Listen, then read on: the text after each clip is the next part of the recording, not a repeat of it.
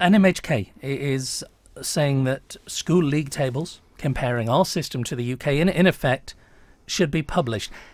I think it's fair to say they already are in effect, aren't they? They are, James, indeed. They are. The department publish various aspects of attainment for each of the 5 secondary schools, both at GCSE and A-level, and these are, to all intents and purposes, secondary school league tables, albeit not giving a direct comparison with England schools. But in addition, the Freedom of Information Act has brought about a series of requests to the Department of Education that has revealed attainment data for each of the island's primary schools, the answers to which mean that parents can construe their own league tables depending on those criteria that interest them. Well, you've made your own requests for certain information. I mean, you've got 2 children who are now just in secondary education. Correct, they finished the primary route. And you've effectively compiled your own, have you? I have. I've looked at compiling league tables for Year 6, just completed in July 2017, and I've looked at those percentage of children attaining level 5 in the national curriculum. I'm going to ask you, how accurate, though, are they? Because there's obviously always room for error in something like this. And secondly, just give me a few standout figures that you've discovered, if you would. Well, the data I've used is, of course, the information that has been provided from the department in response to a Freedom of Information request. And I have to say that Freedom of Information request they resisted in publishing. That was only released ultimately because the Information Commissioner directed that the information in full be published. It's not specific school data, though, is it? It's Isle of Man averages compared with England. I have right? specific school data for every school. You have? Yeah, and of course I've got Isle of Man averages, and of course I can use the Isle of Man averages to compare with England averages.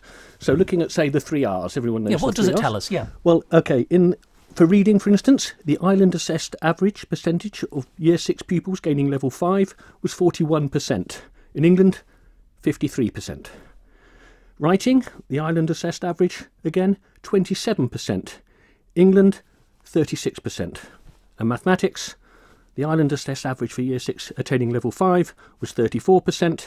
In England, the figure was 46%. The concept of league tables is an important issue. It's also dangerous, but parents naturally will compare. Is that fair? Of course they compare. Parents do compare. They compare schools, they compare departments within schools, they compare teachers.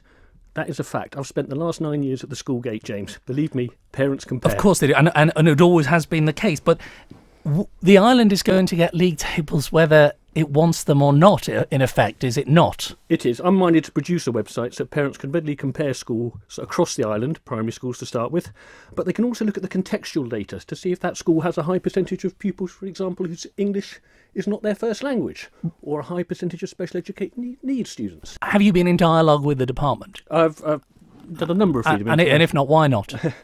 I've done a number of freedom of information requests. Their response to me... That's not dialogue as such, though. Have you actually introduced yourself and said, look... No, I've no reason to do that whatsoever. And in fact, they've been rather curt in their response. They've resisted a lot of this information coming out and been somewhat obtuse in their responses. Perhaps, is that because of the way you've approached it? They don't want the data out there, James, I think. The data I've uncovered is quite worrying, in my opinion, as a parent who cares about attainment. We have got so much going for us educationally. I'm sure you agree with that in our schools and our facilities. Yes, there are concerns. This is nothing new, is it, these concerns? The issues and the strengths and the weaknesses, it doesn't make it right, but they've been there for some time. They've been there for some time. The data's going tracked back to about 2013. I've just focused on the last year. But the reason I focused on level 5, for instance, is because that is the one level above the minimum standard that children should be at when they leave primary school. We shouldn't be aspiring to minimum standards. We should be aspiring to high standards as a small jurisdiction.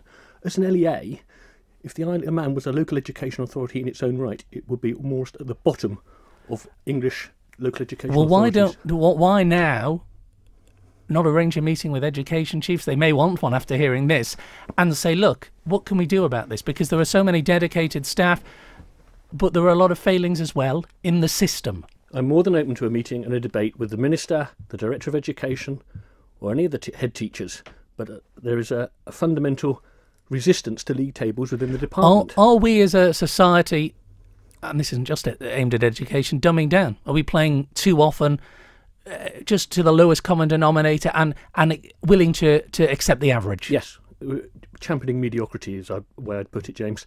And I just draw attention also, if you look at the Director of Public Health on the island, Dr. Ewart, she's recently produced her annual report. You can compare Isle of Man health statistics with the northwest of England or England. The Chief Constable does the same with his crime statistics. So why not with education? If parents want to move to the island, and we want to attract people to move to the island, they're going to compare schools. They're not going to be fobbed off with misinformation from the department.